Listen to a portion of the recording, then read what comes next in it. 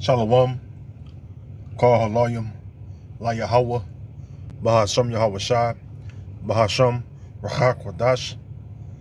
Double honors to the apostles and elders of Great Millstone, rule well, or of Tarsus knowledge.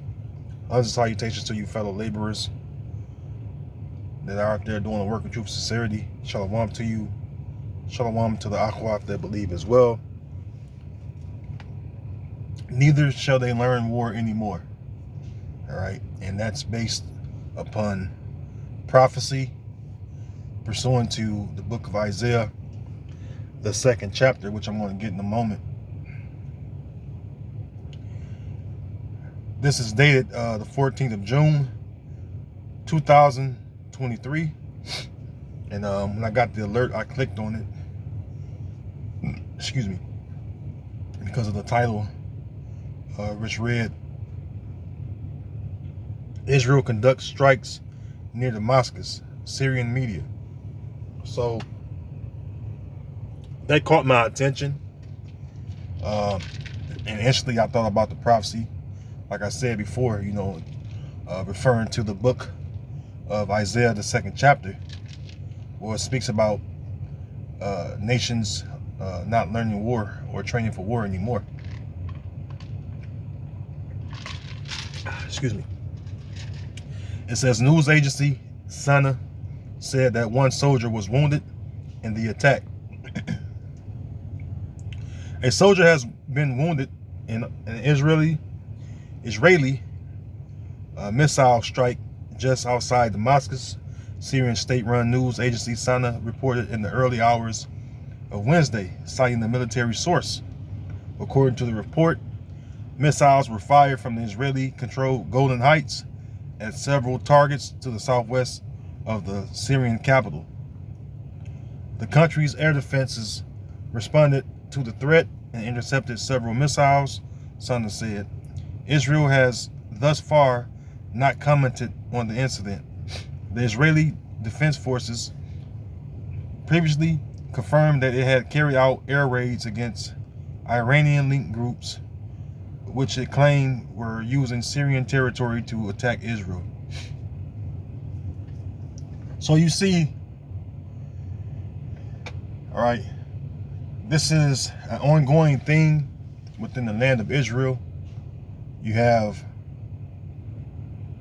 constant war, all right, that's over in that land. When you know the history, day one of the Amalekites, which goes back to the house of Esau, Edom, day one they stepped foot in that land, they had war. And they've been having war ever since with the countries, all right, that are around it. The different Arab countries, which are the sons of Ishmael. And to this day, all right, they're carrying out strikes against, Syria, which is, biblically Aram.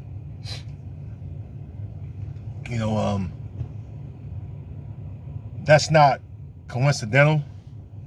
All right, it's not because of Iranian linked groups. That's always a false flag. You notice that there's always a false flag that's projected, all right, by the mainstream news media over here in the so-called America. And also, that's something that, that war criminal by the name of Benjamin Netanyahu, this is the reason why he's back in office. All right, he's pushing for war and more war with the other countries around the Middle East that are opposed to them, him and his people being in that land. That land belongs to the children of Israel. And as the prophecy says, when the children of Israel return into their land, they should not learn war anymore, okay? And I'm going to prove that, because that's prophecy, and that hasn't taken place yet. Now, this is the book of Isaiah, chapter 2, and verse 1. It says, God's universal reign, all right? And you see on the right of it, on the NLT side, it says, the Lord's future reign, right? Because when Yahweh shall return, he's going to reign supreme over all the kings of the earth. Okay? And he's going to, all right, have, you know, all the other nations, all right, kings in subjection. All right? And we as joint heirs are going to have them in subjection as well. All right? And so that's a future event, all right, future prophecy. So let's read. It says, Isaiah 2:1. The word that Isaiah the son of Amos saw concerning Judah and Jerusalem, and it shall come to pass in the last days that the mountain of the Lord's house shall be established in the top of the mountains, and shall be exalted above the hills, and all nations shall flow unto it. See, right now, the Lord's government, all right, which will be established, under the, the authority of Yahushua, all right, which, it'll be his kingdom, all right, and by default, the kingdom of us Israelites, we're going to reign, because again, we're joint heirs with Yahushua, okay? And right now, Yahushua haven't returned, which that's prophecy as well, all right, future prophecy, which that hasn't come to pass. And you don't see nations flowing into that land. See? Continuing on, verse 3. And many people shall go and say, come ye, and let us go up to the mountain of the Lord, to the house of the God of Jacob, and he will teach us of his ways, and we will walk in his paths. And what's the ways that the Lord set before us? It goes back to the laws, commandments, statutes, and judgments. All right, which we broke. This is why we have to be changed, and the Lord is going to program us to be perfect. We're going to keep the laws, commandments, statutes, and judgments perfectly, man. All right. But we have to be changed in order for that to happen. That's a part of the salvation, all right, of the elect of the nation of Israel. All right, and the rest of the 1/3, we're going to be changed. Okay. Right now, you look at the land of Israel, they're not teaching people or the nations, all right, the Lord's ways. You have a thing called Pink City, Tel Aviv, one of the largest gay parades in the world, and June is Pride Month, so you know what's going on over there in Pink City, Tel Aviv right now. Okay, I don't have to mention what's going on because we already know what's going on. All right. Matter of fact, let me go and get that real quick. I'll be right back. Let me pause for a second. Shlaki, I'm back. I wanted to grab an article real quick to prove that Pink City, Tel Aviv is going on. Now it says Israel's pride pink washing can't mask its occupation. I'm sorry, got a little tongue tied. Let me read that again. Israel's pride pink washing can't mask its occupation of Palestine. Every June, Israel flaunts its pride. I'm just gonna say pride or rainbow pride to portray itself as a liberal democracy while distracting from its violence against Palestinians. But we can't allow it to shroud its crime in rainbow flags, writes Elena Laloya. While rainbow Israelis celebrate Pride Month this June, Palestinians across the occupied territories continue to suffer the injustice and violence of the occupation. In 2023 alone, Israel has already killed more than 160 Palestinians. So it says, and so basically, with this pink parade going on, and this is dated today, June 14th. All right. So this is going on. Now this is more news.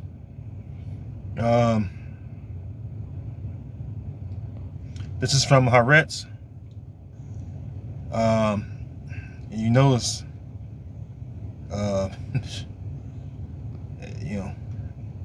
total pollution of a righteous symbol. We know that the rainbow was created as a righteous symbol by the Heavenly Father, as a symbol of His promise that He would never flood the earth again. So You know, it's a vexation to see that they polluted the rainbow. Okay, and that's the kind of world we live in. It says local council in Israel hides pride flags under pressure from religious residents. After a pride flag was vandalized last year, a local council in southern Israel had the flags and banners moved to less busy roads. Critics say the move is a political stunt ahead of local elections. Now, I don't have to go into this article and to explain to you what this is, all right? Now, we know that, and I'm not going to get it, but you can go to it for yourself. For all you wacky-tacky Christians, you theologians, the Bible is against pride and definitely, the abominable acts that the people of pride commit. All right, that celebrates this month. Okay, hey, the Bible tell you that pride is hateful before the Heavenly Father and man, and by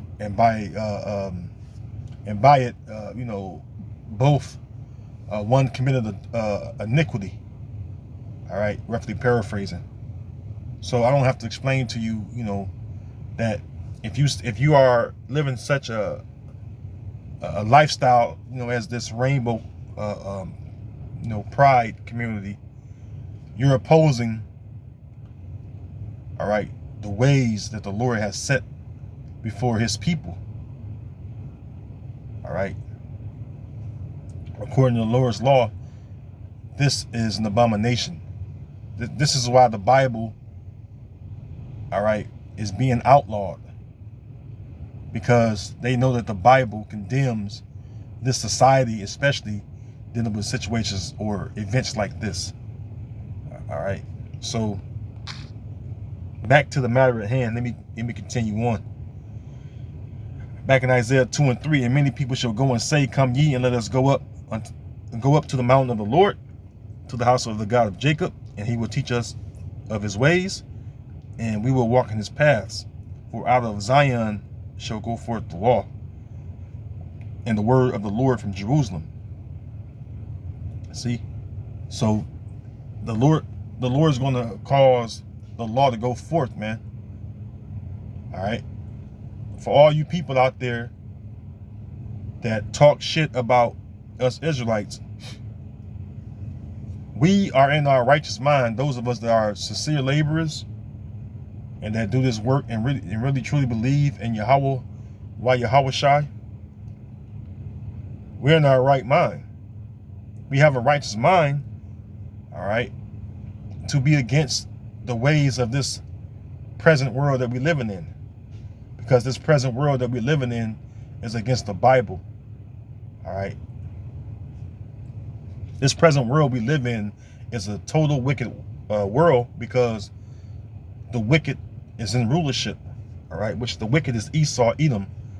All right. Beginning with the small hats on down. Okay. It says, verse 4, and here's the point of the video. "And he shall judge among the nations, and shall rebuke many people, and they shall beat their swords into plowshares, and their spears into pruning hooks. Nation shall not lift up sword against nation, neither shall they learn war anymore." So you shouldn't have missile strikes coming from the land of Israel. All right, if you vocab Malones of the world, right? All you people that come against us Israelites, because we know, all right, according to the Bible, that we are the true children of Israel, according to the Bible.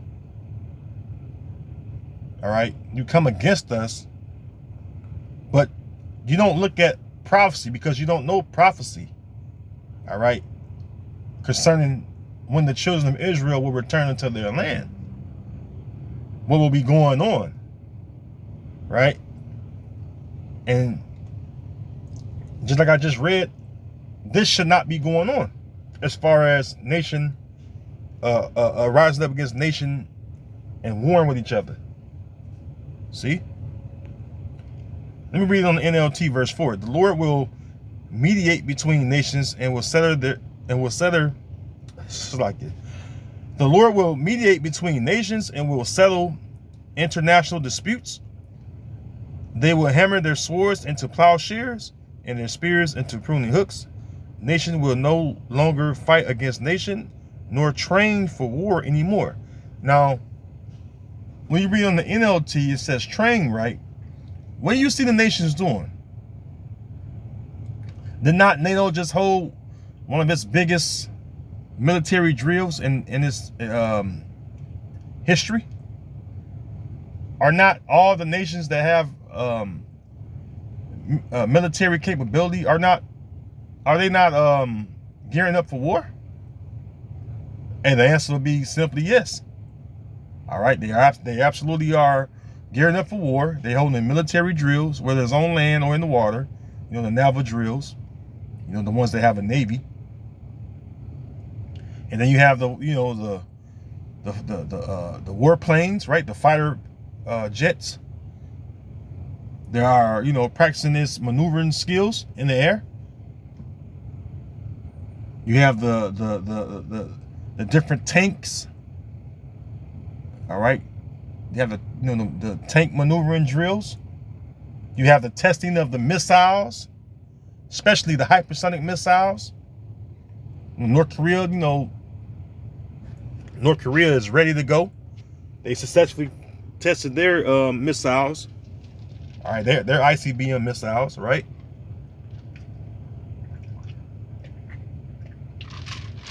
Excuse me. So you have a case of the nations gearing up for war. See? So you don't question them, but you question us. See? You don't question them, you question us. When we bring out prophecy, all right, then, we're talking out the side of our necks. Why they're not slaves, all right, in the land of Israel? That's another prophecy, right? Let me get that in Isaiah 14. I'm going to go right to the point. Well, actually, I'm going to start at 1 and read down to 2. Isaiah 14:1. For the Lord will have mercy on Jacob and will yet choose Israel and set them in their land. In their own land, I'm sorry. All right. And the strangers shall be joined with them, and they shall cleave to the house of Jacob. All right. So this is what's going to happen. Strangers being Israelite foreigners, not actual heathen. All right. Remember, there was a scattering. And the Lord scattered his people. All right. The so-called Negro, Latino, Native Americans, which we are the Israelites. We were scattered, man, for our iniquities. See? That's why you're going to have these different people, which are Israelites, coming from these different nations. Verse 2, and the people shall take them and bring them to their place, and the house of Israel shall possess them in the land of the Lord for servants and handmaids. See? Which are men and women servants, or men and women slaves, bond men, bond women, just like we are. We were made bond men and bond women as a nation, right? So the people that ruled over the Lord's people are going to be made into bond men and bond women. In other words, all right, it says, and they shall take them captives, whose captives they were, and they shall rule over their oppressors. See? So you should be ruling over your oppressors, have them as bond men and bond women if you're the people. This is something that's not, this is something that's not spoken about. The children of Israel are supposed to have slaves. All right? Bond men and bond women. Slave men, slave women, same thing. That's not going on. All right? Let me bring out another point. Revelation 21. Now, this is prophecy, man. right? You see, it says the New Jerusalem, right? Let's bring it out. Revelation 21:12, and had a wall great and high, and 12 gates, and at the gates 12 angels, and names written thereon, which are the names of the 12 tribes of the children of Israel. All right, where are the 12 gates at? Huh? It should be 12 gates with the names of the 12 tribes of Israel. But you don't see that.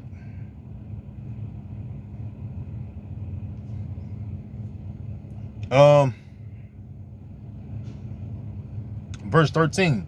On the east 3 gates, on the north 3 gates, on the south 3 gates, and on the west 3 gates. And the wall of the city had 12 foundations, and in them the names of the 12 apostles of the Lamb. You don't see that right now. All right? You don't see that going on right now. Because the people haven't been taken back to their land. See? And that's a problem, man. Let's scroll down a little bit. I'm going to jump down to a verse.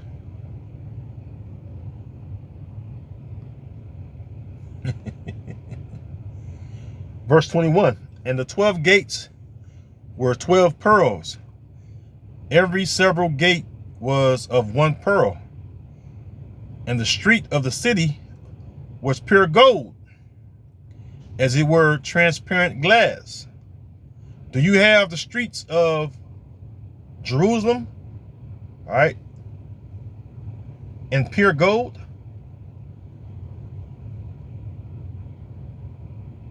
If you could produce me a video of the streets of Jerusalem paved in gold, I will cease.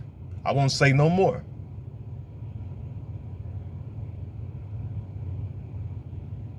And this is the same thing that Tobit, matter of fact, I gotta go to the Apocrypha. It's the same thing that Tobit, excuse me, spoke about. It's still the book of Tobit, 13th chapter. All right, Tobit 13, Tobit 13, I'm gonna start at verse 15 and read down. It says, let my soul bless the Most High, the great King. For Jerusalem shall be built up with sapphires and emeralds and precious stone.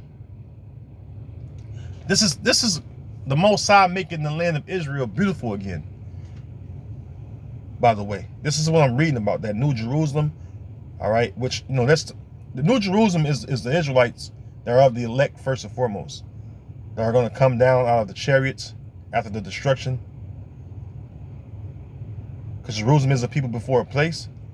But also, you're going to literally have the land of Jerusalem, or the land of Israel, being beautified again. Okay? It says, for Jerusalem shall be built up with sapphires and emeralds and precious stones, thy walls and towers and battlements with pure gold. Come on. Verse 17, you know, I gotta chuckle a little bit. You know how much we love to look good, man. So how much more would we you know, where we live. So right now we're in our lower state, and we don't have money as a whole. You know, you have a few Israelites that sold out unto Esau. They have money, and when they get their money, the first thing they do is build or have a home built that's very beautiful. All right, you see the sellout Israelites that are they're a part of that entertainment world. What did Jake do? Jake, they goddamn go get the best house the money can buy, or whatever, you know, they got in their bank account, and they live a nice luxury lifestyle within a house that looks better than most Edomites in the neighborhood that they live by the Edomites. All right, because Jake stand out. Remember the children of Israel are the salt of the earth. All right, Jake create flavor. It puts me in the mind of the house that the former heavyweight champ Evander Holyfield, he had his home that Rick Ross now owns. The rapper Rick Ross, he now owns that house that Evander Holyfield had built from ground up, and that's a beautiful house, by the way. Okay, but let me continue on. Verse 17. You know, I just gave an example of, you know, how Israelites do, man. We goddamn get money, and we gonna know that we got money. See, all the Israelites you see in the hoods and reservations and, you know, the different ghettos of the earth. Believe you me, if we had money, it'll show. All right. Verse 17, and the streets of Jerusalem shall be paved with beryl and carbuncle and stones of Ophir. Yeah, Ophir gold. All right. And that's how it's going to be, man. The kingdom of Israel going to be beautiful, man.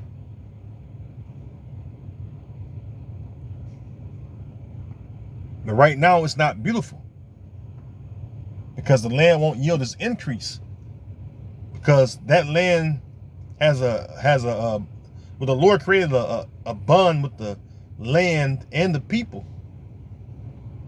That's why the land won't yield its increase, man. They have to take grass and trees from other places, other countries, to try and make the land look good. But no one's talking about that. Let me see. Can I find that?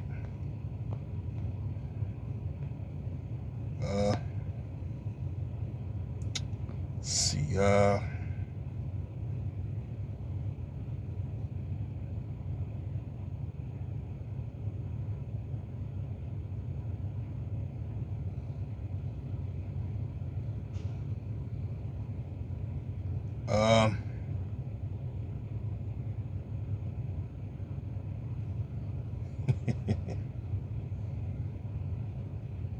Let me see. That's a few precepts that goes into that.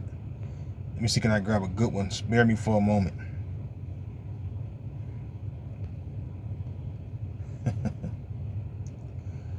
I'll read this one. Psalms 67 and 5. Let the people praise thee, O Heavenly Father. Let all the people praise thee. Then shall the earth yield her increase, and the Most High, even our own power, shall bless us. The Most High shall bless us, and all the ends of the earth shall fear him. Okay, not that one, Shabaki, not that one. That wasn't the good one, Shabaki. It's been a while since I looked up this precept, so I'm going to get it, though.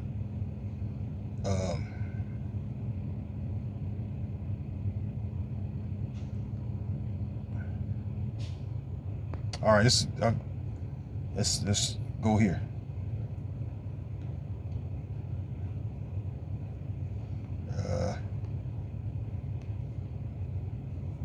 Not that. Let's go to Psalms 85. Psalms 85. Psalms 85. Just made me think about that precept where the Lord say he will give us the increase of the land, or cause the land to give its increase.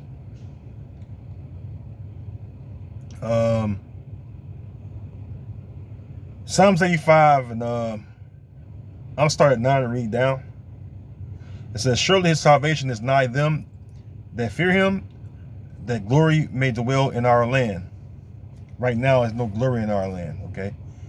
Verse 10, mercy and truth are met together. Righteousness and peace have kissed each other. You don't see righteousness going forth, all right, out of the land of Israel. All right, Isaiah 26 and 10, it says, let favor be shown to the wicked, yet will he deal unjustly. In the land of the uprightness, all right, will he not behold the majesty of the Lord? The Most High shown the wicked favor by allowing them to rule. And they've gotten the Lord's land into their possession. That's Ezekiel, the 36th chapter. It goes into that. It speaks about Idumea. They have claimed the Lord's land, which is the land of Israel, into their possession with the joy of all their heart, man. With the spiteful minds. Okay, and they're dealing unjustly. They're not beholding the majesty of the Lord, man. But we can't be the people, though, according to Vocab Malone and them, man. That's ludicrous, man. Verse 11, truth shall spring out of the earth, and righteousness shall look down from heaven. What the truth is being upheld at? All right, on the highways and the hedges by the Lord's men. The Lord is using his men to establish truth upon earth right now. But when Yahweh Shai come back, it's going to be spread throughout the earth, all right, by force. Because Yahweh Shai is going to come back and conquer, again, all the kings of the earth. And he's going to put these nations under subjection, man. Under his, the Lord is going to subject all you heathens, man. When Yahweh Shai come, all right, he's not going to pity you. Okay. Verse 12, yea, the Lord shall give that which is good, and our land shall yield her increase. See, salvation is to the ones that fear the Lord. And the ones that fear the Lord is the elect. And the elect is going to see the Lord's salvation. Lord willing, I'm a part of the election. Because the elect is going to see that land first. The elect is going to usher in the kingdom of heaven under Yahweh Shai and also King David. Because King David is going to reign, all right, and he's going to sit on the throne under Yahweh Shai. He's going to sit on the throne, man. But the land is going to give us increase because why? The Lord is going to return us into our land. He's going to set us in our land. And that's physically. By way of the so-called UFOs, which are the chariots. Something that Esau keep trying to hide. The reason why the chariots appear so much is because they're not only are they going to enter into the house of the thief, which is Esau, Edom, they're also going to be the vehicles of salvation unto the Lord's elect. It says, behold, he coming with clouds. The clouds are a metaphor for the chariots, man, the so-called UFOs. They're going to destroy and also save. All right, they're going to destroy, all right, this kingdom that's ruled by Esau, Edom, and save the elect of the nation of Israel. See?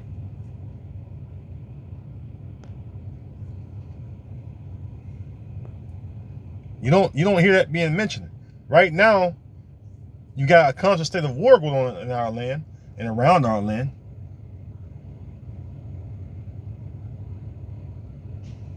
See? Shouldn't be no war going on right now. The kingdom of heaven is going to be total. It's going to be total order, man. Total order is total peace. Because why? Everything is going to be set in its proper place, man. All right, the Lord's people ruling over all the heathens. The heathens bringing, the best of the best of the best that they have. That's Isaiah the 60th chapter. It goes into that because the Lord is going to cause the land of Israel to be beautiful again, man. All right. Now I mentioned King David. I'm gonna bring him up and I'm gonna get ready to close. All right. Ezekiel 37 and verse 25. Actually, I'm gonna start up. Well, look at that. It says the Davidic kingdom. All right. Referring to who? King David.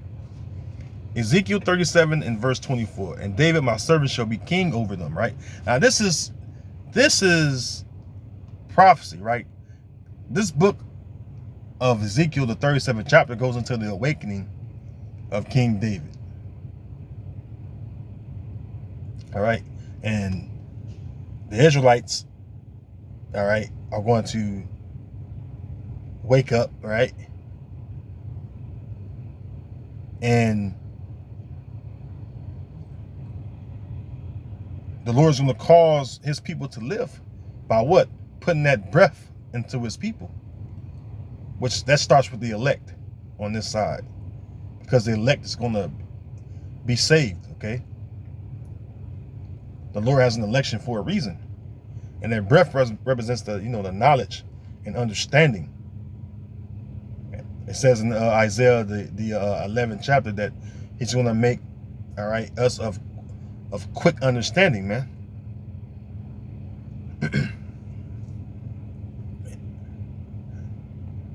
And David, my servant, shall be king over them, and they all shall have one shepherd. They shall walk in my judgments and observe my statutes and do them.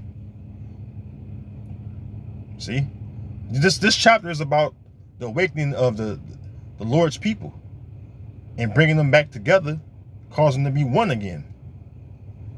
All right, all the tribes coming back together. Judah, his companion. All right.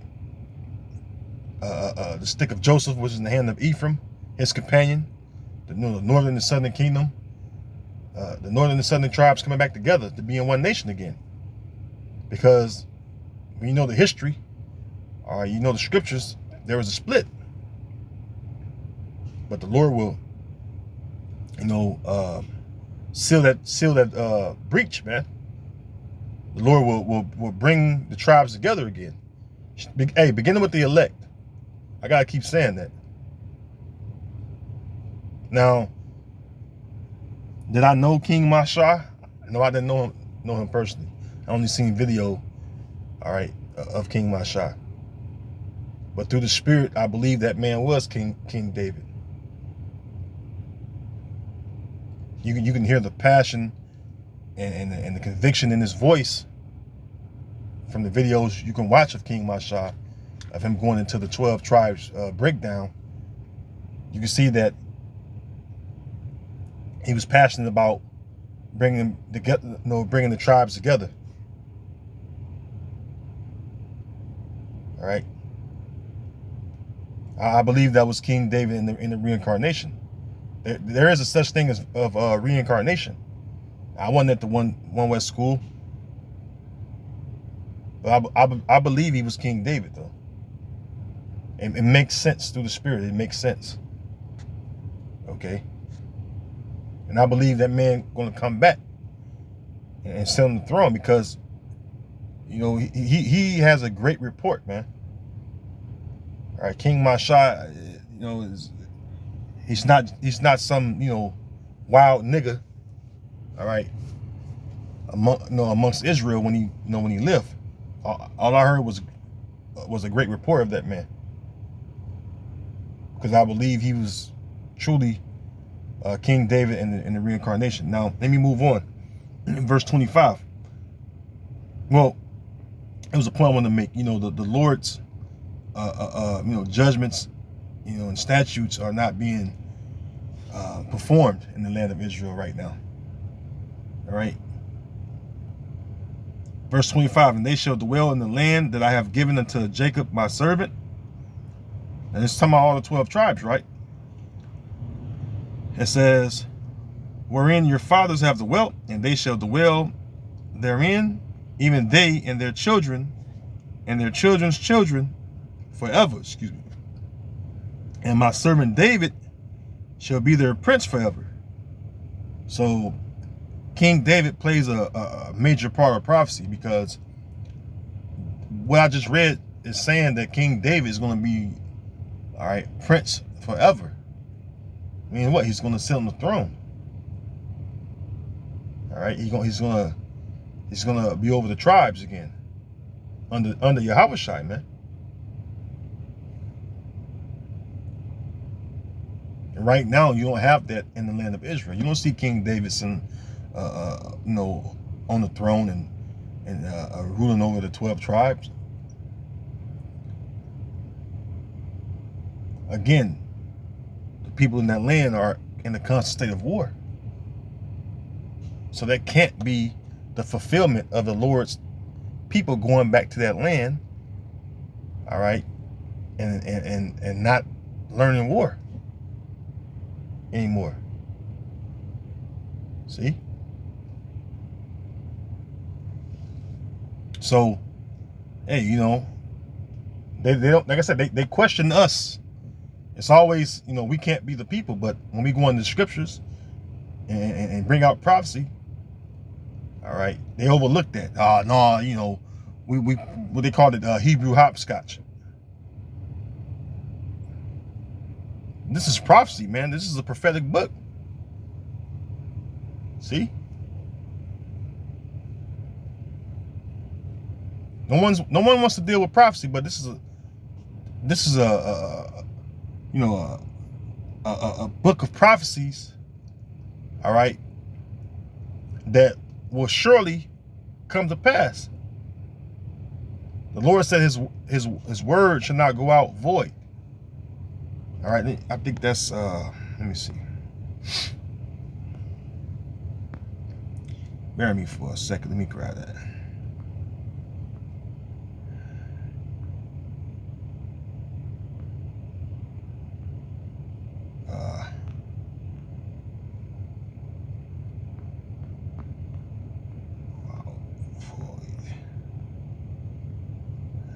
Let me see.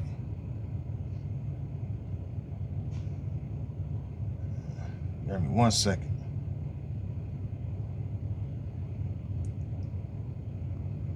There we go. I know it's nice. I had the wrong one though. Shalakia. Isaiah 55 and verse 11. It says, "So," and this is the Lord speaking through the prophet Isaiah. All right. It says, "So shall my word be that goeth forth out of my mouth.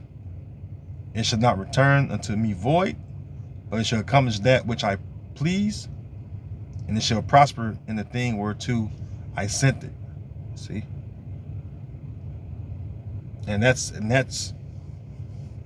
all right, and that's, you know, a sure thing we can believe in. The Lord's word will not go out void. Everything he said that would happen to us concerning prophecy, it would happen. All right. The book of the curses, which we go into, and it surely took place, man. All right, you know, the prophecies of us going into captivity under these heathen nations, us not being recognized as a nation. All right, everything the Lord said would happen to us happened. All right, the Lord's promises. He always kept his promises, man. His promises did not go out void. But anyways, with that, I'm gonna close. You know, I want to say that Lord willing, this video have been edifying to you know, you Akim and you Akwaf out there that may have watched this video. Lord willing, it was edifying to you. And until the next video, I want to say shalom and Abba Shalom.